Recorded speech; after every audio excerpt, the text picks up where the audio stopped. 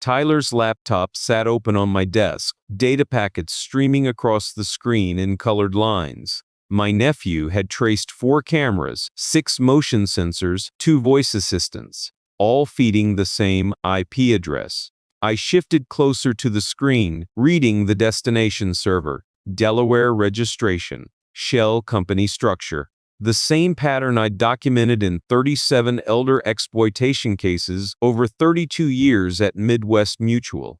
My daughter gave me these cameras for my 58th birthday. I reached for my phone, steady hands. I scrolled through my contacts and stopped on a name I hadn't dialed in 3 years. Before the story continues, tap subscribe and tell me what time it is where you are. Thank you for being part of this. Tyler's laptop sat open on my desk, colored lines streaming across the screen. My nephew had traced 4 cameras, 6 motion sensors, 2 voice assistants, all feeding the same IP address. My name is Ray Kovacevich, 58 years old, 32 years investigating fraud for Midwest Mutual Insurance, the last 15 specializing in elder financial abuse. I started in the mailroom in 1992, fresh from 2 years in the Army with nothing but a high school diploma and a willingness to show up early. Sorted envelopes for 8 months until someone noticed I caught a batch of duplicate claims heading to the same address. They moved me to data entry, then claims processing, then investigations. Linda and I bought this house in 1994, Indian Hill, 3,000 square feet, hardwood floors she picked out herself. We paid $180,000 with a VA loan and 20 years of mortgage payments. The house appraises at $1.2 million now. Add the investment accounts, the pension, the life insurance payout, and the estate totals just over $1.8 million. We built everything together. Her teacher's salary and my investigator's pay, compound interest and index funds, no fancy cars or European vacations. Just steady accumulation over decades. 8 months ago, pancreatic cancer, 11 weeks from diagnosis to the end. The grief counselor says, I'm making progress. I swim 50 laps at the YMCA every morning at 6, the chlorine-heavy air and echoing acoustics of the pool becoming a kind of meditation. I write Linda a letter every Sunday with my grandfather's 1942 Parker Vacuumatic, then store it in the Cedar Box in our closet. 417 letters now, documenting the slow process of learning to breathe again. Monica gave me the smart cameras 3 weeks ago. Birthday present, she said. Peace of mind for a widower living alone. My daughter never visited much when Linda was healthy. Career demands, she said. Marketing executive problems. But after the funeral, she started appearing every few weeks. Questions about the estate, comments about the big house. That first visit with Derek Fontaine, her new boyfriend with the too white smile and eyes that cataloged every piece of furniture. I said nothing. You don't want to believe it about your own daughter. Tyler arrived from Seattle 10 days ago. My brother Steve's kid, 29 years old, lanky frame, always slouching, wire-framed glasses, messy brown hair he never quite manages to cut. He works in network security, something to do with protecting corporations from hackers. He came to help after Linda died, he said. Stayed in the guest room, made himself useful. Earlier this evening, he offered to check my Wi-Fi security. Now we sat in my study, his laptop open between us, colored lines streaming across the screen. Tyler leaned forward, his usual casual slouch replaced by focused attention. The same shift I recognized from my own investigations when something clicked into place. Uncle Ray, he said quietly, when did Monica install these cameras? 3 weeks ago, the day after my birthday. His fingers moved across the keyboard. The network traffic started the same day, not 2 weeks later like she told you when she said she activated remote monitoring. I looked at the data patterns, packet structure, destination addresses, timing intervals. I'd seen variations of this architecture in 37 elder exploitation cases. Where's it going? I asked.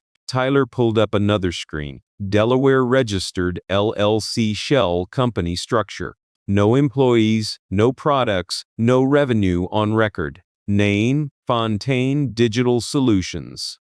Derek's last name. I sat back in my chair. My hands stayed steady. The fountain pen collection on the shelf behind me caught the desk lamp's glow. 47 pens. Linda found 7 of them at estate sales, always calling me from the car with that excited catch in her voice. The Parker Vacuumatic I used for her Sunday letters. The 1934 Pelican she discovered in Cleveland. All of it documented. All of it valuable. All of it now streaming through cameras my daughter installed. Tyler watched me. You know what this is, don't you? Yes. What do we do? I reached for my phone, scrolled through contacts, stopped on a name I hadn't called in 3 years. Frank Delacroix, my former supervisor, now consulting for Ohio's Elder Abuse Task Force. First, I said, we document everything. Chain of custody, timestamps, server logs. I looked at Tyler. You know how to preserve evidence for federal court. He nodded, his eyes steady behind those wire-framed glasses. My last cert examiner said I should be training the feds. I dialed the number. Frank answered on the second ring. Ray, he said, been a while. I need your help, Frank. I've got a situation. What kind? I looked at the data streaming across Tyler's screen. My daughter's birthday gift. Derek's shell company. The pattern I'd spent 3 decades fighting. The kind I used to investigate. As I waited for Frank to arrive, I thought about how it started. Monica's first visit after the funeral lasted 40 minutes. She spent 30 of them on her phone. I didn't say anything. Linda would have understood. But the pattern held through every subsequent visit. The phone checked mid-sentence. The questions about the estate slipped between condolences. Comments about the big house. All this space for one person, Dad. The performative concern that never quite reached her eyes. 3 months after Linda died, Monica introduced Derek Fontaine. He walked into my living room with a smile too wide and teeth too white. 6 feet tall, UV tan, slim-fit suit without a tie. His handshake was firm but rehearsed. His eyes never settled on my face. They moved across the room, landing on the mahogany pen case, the framed photographs, the antique clock Linda found in Savannah. Monica called him a tech entrepreneur. Derek called himself a digital solutions architect. Neither title meant anything verifiable. Beautiful home, Mr. Kovacevich, he said. Really beautiful. His gaze landed on the grandfather clock, held there 2 seconds too long. After that first visit, Monica started using therapy language, processing childhood resentment, healing from emotional absence. I'd heard similar scripts from fraud victims describing the con men who'd coached them. You were always so focused on work, she said during one Sunday dinner I'd cooked for us. On Mom, on your cases. I had to raise myself emotionally. I set down my fork. I worked to provide for this family. I'm not blaming you. Her voice pitched higher. Just processing. The word processing again. Derek's influence spreading through her vocabulary like dye in water. 2 weeks later, she mentioned I should consider updating my will, just to make sure everything's in order, she said. Since Mom's gone, everything is in order. Her warmth curdled. The smile that never reached her eyes flickered, then disappeared entirely. Fine, she said. I'm just trying to help. New clothes, new jewelry, the kind of spending that outpaced a marketing executive's salary. The cameras arrived 3 weeks after Derek's first visit. Birthday present, she said. Peace of mind for a widower living alone. 4 indoor cameras. 2 outdoor motion sensors for every major room. I installed them because my daughter gave them to me. Because I wanted to believe. Now Tyler sat at his laptop in the guest room, packet sniffer running, data patterns flowing across his screen like a heartbeat monitor. The shell company, he said. Fontaine Digital Solutions. Tyler had traced the registration 6 weeks before your birthday. 6 weeks. Before the gift. Before the installation. Before the conversation about updating my will. Pull the registration documents, I said. Tyler's fingers moved across the keyboard. A PDF filled the screen. Derek Fontaine, registered agent. His actual address, not a formation agent. Amateur mistake. Every camera, sensor, and microphone feeds directly to servers owned by this LLC, Tyler said. His voice had dropped to a flat, focused tone I recognized from my own investigations.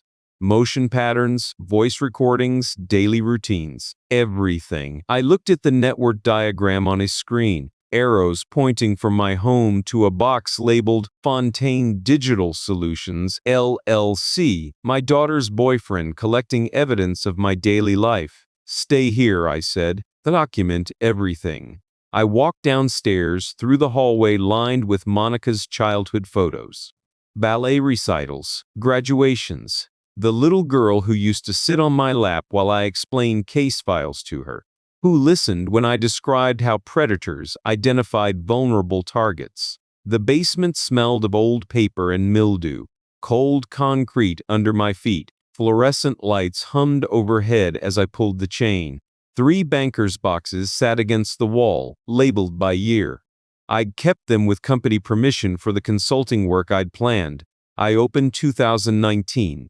The case file was near the bottom.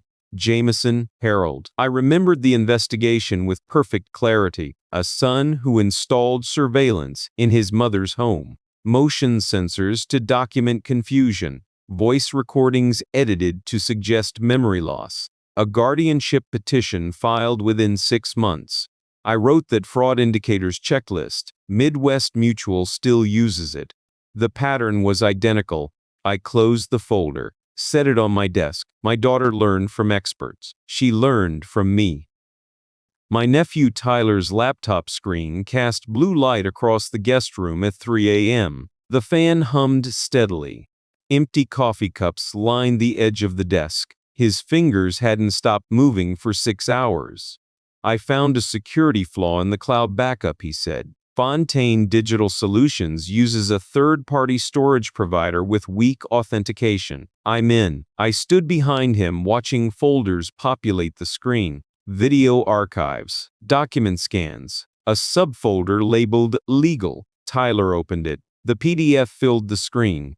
Hamilton County Probate Court. Case number 2024, GDN 0847. In re. The guardianship of Raymond Kovacevich. My name at the top of a guardianship petition. I read the allegations. My voice came out flat.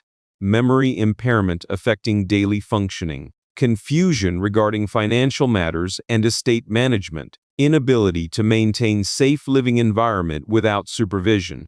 Tyler glanced at me, then back at the screen. Monica's signature at the bottom. Petitioner. Derek Fontaine listed as witness. Concerned family friend with direct knowledge of respondent's declining cognitive state. Tyler scrolled to the hearing date. 9 days from today. There's more. He opened another folder. Screenshots of documents photographed on a table. Monica's purse visible at the edge of the frame. Power of attorney forms. General Durable POA giving Monica complete control over your finances. Healthcare POA for medical decisions. I looked at the date stamp on the documents. Prepared 2 weeks before my birthday. Signed before the cameras arrived. Before the gift. Tyler pulled up a timeline document. Derek's handwriting scanned and uploaded. Surveillance established week 1-2. Pattern documentation week 3-4. Dr. Wu appointment, a geriatric specialist, scheduled week 5. Expedited hearing petition filed week 6. Guardianship secured before subject can respond. Meticulous. Professional. The work of someone who'd done this before. The cloud backup has a 30-day retention policy, Tyler said quietly. Derek never changed the default settings.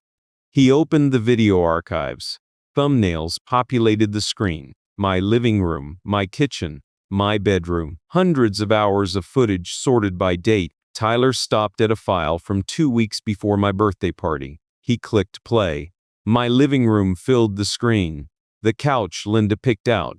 The family photos on the wall. The grandfather clock Derek had cataloged with his eyes. Monica sat on my couch, Derek beside her, in Linda's reading chair. The timestamp showed a date 2 weeks before my birthday party. 5 weeks ago. They'd been this confident for over a month. The competency hearing should be straightforward, Derek said on the recording. His voice flattened. No warmth, no rehearsed charm, just logistics. We have 3 weeks of documented patterns, missed meals, confusion about dates, repeated questions. He doesn't repeat questions, Monica said. She paused, something flickering across her face. Then she looked away. The footage will show what we need it to show. Monica nodded. And the asset transfer? Once guardianship is established, we liquidate in phases. The house first, then the investment accounts. Spread it across 18 months to avoid red flags. They were planning my institutionalization. Sitting on my couch, beneath the photo from our 40th wedding anniversary. Monica reached for her phone. What about the medical evaluation? Dr. Wu's appointment is scheduled for next week. Monica shows concern. Asks pointed questions about memory and decision-making. Plants seeds. We don't need a diagnosis. We just need documentation that a family member raised concerns. And if he fights it?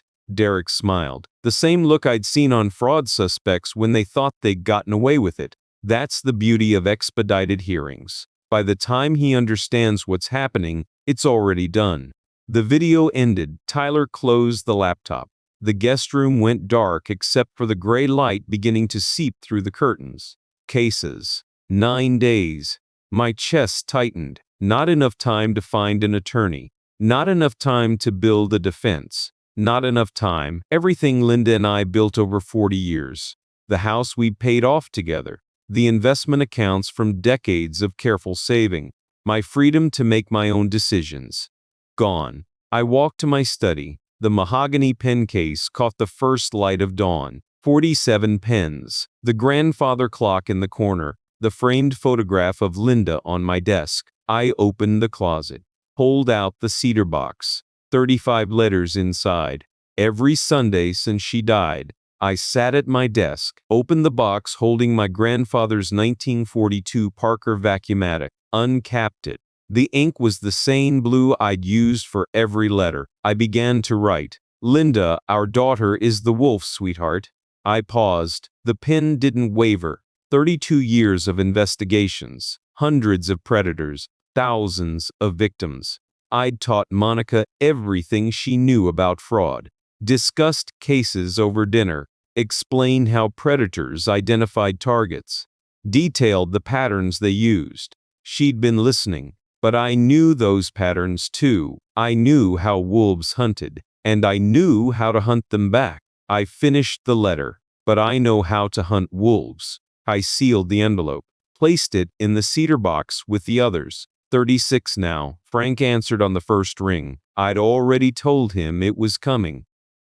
Neither of us had slept since discovering the footage. The guest room looked nothing like the space Linda used for lesson planning. External hard drives stacked beside Tyler's laptop. A second monitor borrowed from my study.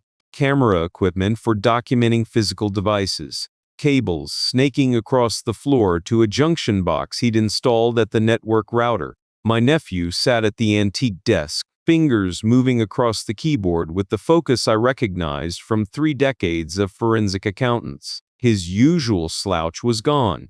His voice had dropped to the flat, focused tone that meant evidence was accumulating. Network traffic timestamp, he said. June 14th, 4:47 p.m. That's 3 hours after Monica finished installing the cameras. I pulled a chair beside him. The data filled his screen in colored columns. Packet headers, destination addresses, payload sizes. Proof.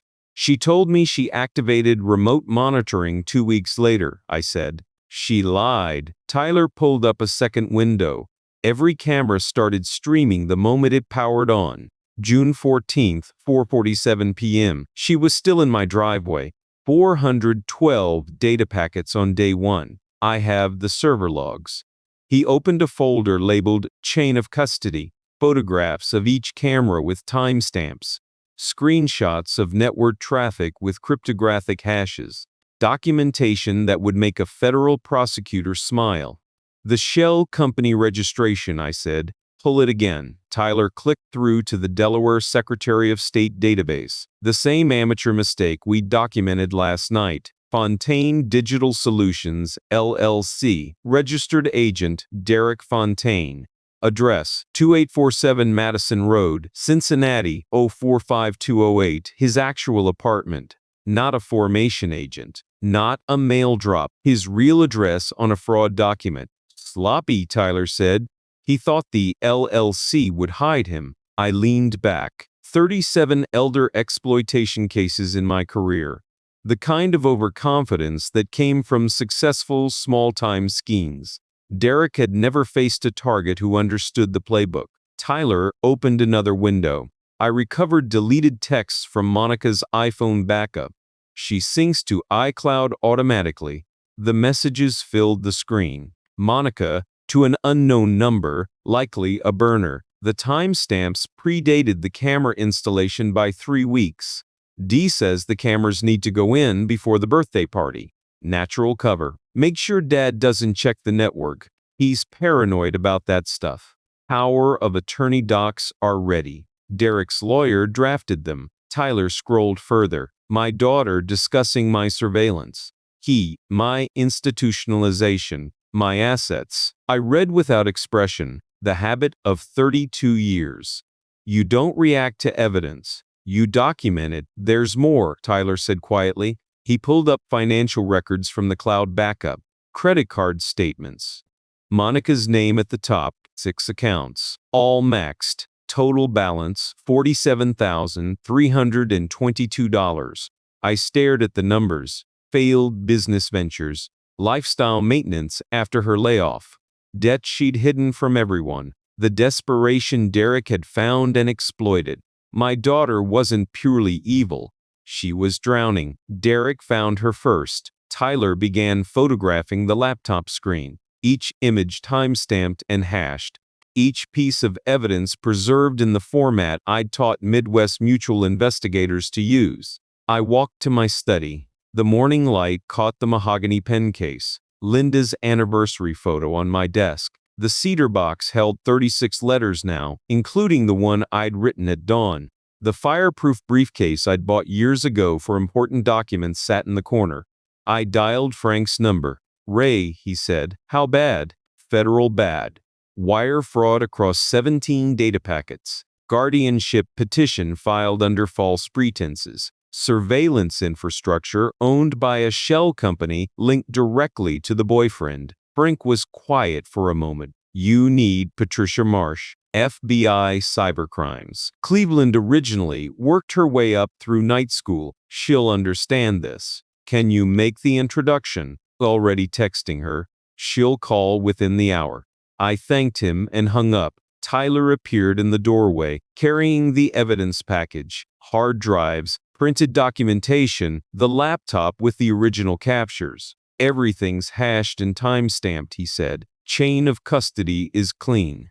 This is prosecution-grade work. We loaded the fireproof briefcase together. Documents organized by category. Digital evidence on encrypted drives.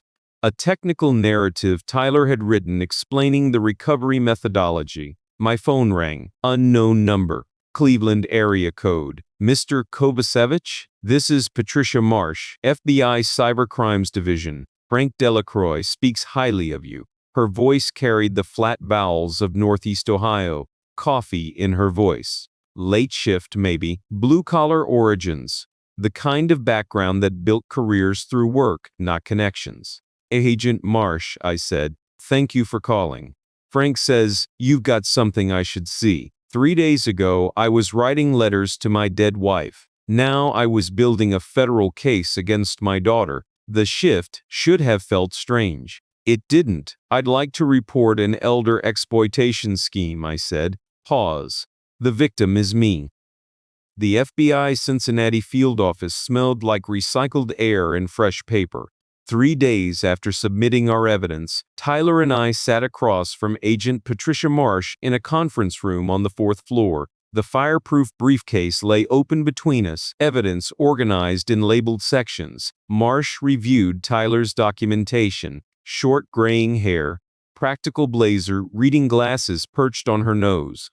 A Cleveland Browns mug sat at her elbow, coffee gone cold. She'd been at this for 20 minutes without speaking. Tyler shifted in his borrowed collared shirt. His usual slouch had disappeared the moment we walked through security. Marsh set down a page and looked at Tyler. "Who taught you? Chain of custody protocols. Corporate security certification," he said. "But my uncle taught me what matters." She glanced at me. 32 years at Midwest Mutual, Elder Exploitation Unit. 15 in the Special Investigations Division. She nodded slowly. "Frank said you wrote the fraud indicators checklist they still use." "Updated it twice before I retired." Marsh pulled a hard drive from the briefcase. "Your nephew's work is cleaner than half my field agents produce. Cryptographic hashes on every file. Timestamps verified against server logs. This would hold up in any federal court." Tyler's shoulders relaxed. "Walk me through the scheme." Marsh set down her pen. I laid it out the way I would have presented to Midwest Mutual's legal team. 4 surveillance cameras, 6 motion sensors, 2 voice assistants, all streaming to servers owned by Fontaine Digital Solutions, LLC, a Delaware shell company registered to Derek Fontaine using his residential address. Marsh made notes. Each data transmission across state lines constitutes a separate count under 18 UU. SC 1343. Wire fraud, I said, up to 20 years per count. And the guardianship petition, filed with Hamilton County Probate Court 9 days before we discovered the surveillance. They scheduled an expedited hearing by claiming imminent risk. Marsh's pen stopped. The petition predates the evidence collection by 3 weeks. Power of attorney documents were drafted before the cameras were installed. She set down her pen. "That's premeditation. That's intent." "I know." Marsh turned to Tyler. "The recovered footage. Can you authenticate the timestamps?" "Server logs match the file metadata," Tyler said. "The cloud backup has a 30-day retention policy they never changed. Everything's synced automatically before local deletion." Marsh stood. "I want to see it." We moved to a conference room with AV equipment. Tyler connected his laptop to the wall monitor. The screen filled with my living room, my couch, my grandfather clock, Linda's anniversary photo on the wall. Derek's voice came through the speakers. "The competency hearing should be straightforward. We have 3 weeks of documented patterns." Monica appeared on screen, sitting where Linda used to read her novels. "He doesn't repeat questions. The footage will show what we need it to show." I watched Marsh's face as the recording played. She made a note when Derek mentioned liquidating assets, pressed harder with her pen when Monica discussed the medical evaluation. The footage ended. The room stayed silent. Marsh dialed a number. "This is Marsh. I need you to poll the weekend team. We have a live elder exploitation case with federal jurisdiction." She paused. "Wire fraud, conspiracy, guardianship fraud. 17 documented data packets so far. The hearing is in 6 days." She hung up and looked at me. "We can arrest them now, or we can wait." I knew what she was asking. The professional choice versus the personal one. "If we arrest them now," I said, "Derek claims he was helping a concerned daughter. Monica claims she didn't understand the technology. Their attorneys muddy the timeline." Marsh nodded. "And if we wait?" They walk into that courtroom expecting to have me declared incompetent. Instead, they confess to fraud in front of a judge while federal agents watch from the gallery. Tyler looked between us. "You want to let them spring their own trap?" "I want them on record," I said. Monica's petition, Derek's testimony, their own words establishing the conspiracy before the warrants are served. Marsh picked up her phone again. "I need Dr. Helen Wu's patient records for Raymond Kovacevich. Full cognitive history. 18 years." She paused. "And character affidavits from the Gamble, Nippert YMCA, regular morning swimmers who can speak to the subject's mental state." She ended the call and extended her hand. Mr. Kovacevich, you've just become the federal government's key witness. I shook it. Her grip was firm. One more thing, she said. When this is over, I want you consulting with my unit. We could use someone who writes fraud checklists. I left the federal building at 4:17 p.m. The Cincinnati skyline stretched beyond the parking garage. Ordinary traffic, ordinary people going about ordinary lives. In 6 days, my daughter would walk into Courtroom 4B expecting to steal my life. She would leave in handcuffs. I'd worked hundreds of cases like this. Never thought I'd close one on my own daughter. 6 days later, I sat at the respondent's table in Courtroom 4B. The room smelled like old wood and floor polish. Morning light came through the tall windows. Dust hung in the air above the gallery. Portraits of Hamilton County judges lined the walls, dating back to 1850. Men in dark robes who'd heard thousands of petitions, dismissed thousands of frauds. I wore my best suit. Navy wool, white shirt, the tie Linda said brought out my eyes. 40th anniversary gift. My attorney sat beside me. Elizabeth Cartwright, past president of the Elder Law Bar Association, recommended by Frank Delacroix. She'd handled guardianship fraud cases for 23 years. When I'd explained my situation, she'd smiled and said she'd been waiting for a case like this. Monica and Derek sat at the petitioner's table 15 feet away. My daughter wore an expensive outfit I didn't recognize. Professional, sympathetic. The concerned daughter come to save her confused father from himself. Derek had chosen a slim-fit suit, no tie. His practiced smile was locked in place. His eyes moved to the exits, the judge, the gallery, never settling. Monica's attorney, a young man Derek had found online, shuffled papers and cleared his throat. Judge Robert Tanaka entered through the side door. 63 years old, former JAG officer, the kind of posture that came from military service. He sat behind the bench and opened a folder. In the matter of the guardianship petition for Raymond Kovacevich, he said, we'll hear from the petitioner. Monica's attorney stood. Your Honor, my client brings this petition out of genuine concern for her father's welfare. Since the death of his wife 8 months ago, Mr. Kovacevich has exhibited signs of cognitive decline, memory impairment, confusion regarding financial matters, difficulty maintaining his household. He presented surveillance footage and carefully edited clips. Me looking for my keys. Me pausing at the grocery store, checking my list twice. The petitioner requests emergency guardianship to protect her father's assets and ensure his safety. Judge Tanaka made a note. The respondent may present witnesses. Elizabeth stood. Your Honor, we call Dr. Helen Wu. Dr. Wu took the stand. My physician for 18 years. 61 years old, gray hair pulled back, reading glasses on a chain around her neck. Dr. Wu, Elizabeth said, when did you last examine Mr. Kovacevich? 3 days ago. At the request of his daughter, actually. Monica shifted in her seat. And what were your findings? Dr. Wu opened her file. Mr. Kovacevich demonstrated perfect cognitive function. His recall was excellent. He correctly identified the date, his address, the current president, and the names of his immediate family members.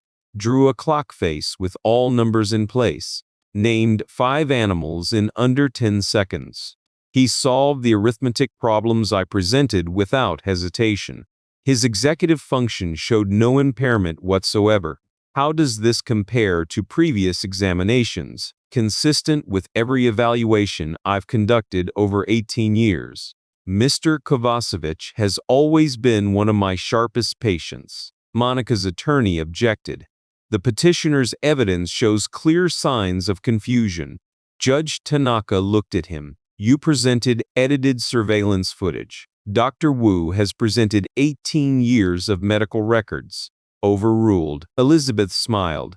Your Honor, we have additional evidence to present. She opened her briefcase and removed the fireproof case I'd packed with Tyler's forensic documentation. She placed it on the table and extracted the first folder. These documents were provided to the FBI Cybercrimes Division 6 days ago.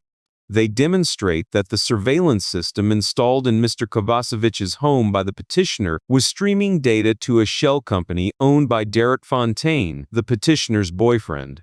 The system was activated hours after installation, not 2 weeks later as the petitioner claimed, and the guardianship petition was drafted before the cameras were installed. Derek's smile broke. For half a second, something raw showed through. The courtroom doors opened. Agent Patricia Marsh walked in. 2 federal marshals flanked her. She carried a folder. "Your Honor," she said, approaching the bench, "I'm Agent Patricia Marsh, FBI Cybercrimes Division.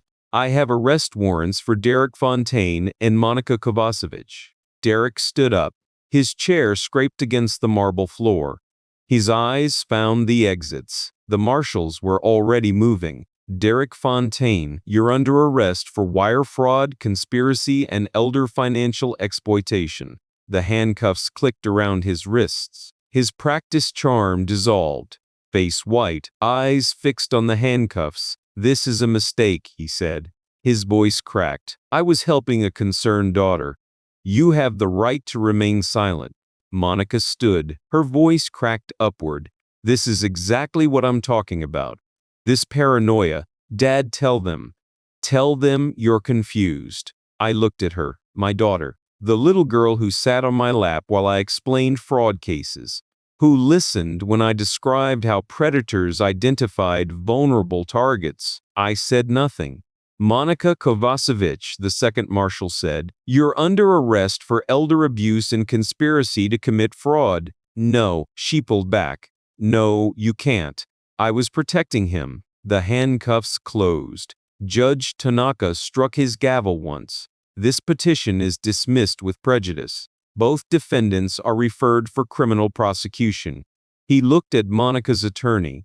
"I suggest you consider your own liability for filing a fraudulent petition." The marshals led them toward the door. Derek's head was down. Monica twisted to look at me. "Dad," she said. "Dad, please." I watched her go, her vision boards of luxury homes. Her abundance mindset, her birthright, all of it gone, replaced by handcuffs and the federal escort. The courtroom emptied. Elizabeth gathered her files. I sat alone at the respondents' table. The portraits of dead judges looked down at me, men who'd seen families destroy themselves in rooms just like this one. I'd spent 32 years hunting predators. This was the first one I'd raised. If my story matters to you, tap like and rate it from 1 to 10. Tell me what you think. Thank you. Sunday morning light caught the mahogany pen case. I sat at my desk with my grandfather's 1942 Parker Vacuumatic. The nib touched paper, blue ink, the same shade I'd used for every letter since Linda died. Tyler's keyboard clicked from the guest room down the hall. My nephew stayed after the trial, works remotely for his security firm, fills the house with the kind of background noise I forgot existed. Last month, I updated the estate plan, his name where Monica's used to be. Steve calls every Sunday now. My brother flew in for the sentencing, stayed a week. We fixed the deck railing together, spoke maybe 20 words all week. The smart cameras came down in July. No more blinking sensors. No more watching lenses. The house is quiet now. Mine again. Monica awaits trial. Federal Court, Eastern District of Ohio. Her attorney requested 3 continuances. Derek took the plea deal. 8 years federal. The prosecutor said he'd done this to 11 other families. I volunteer with Ohio's Elder Abuse Task Force now, Tuesdays and Thursdays, teaching investigators to spot the patterns. The same checklist Midwest Mutual still uses. I finished the letter. Nobody looks for wolves in their own living room. But when you find them, you remember what 32 years taught you. Patience, evidence, and the knowledge that truth always leaves fingerprints. I sealed the envelope, placed it in the Cedar Box with the others. 420 now.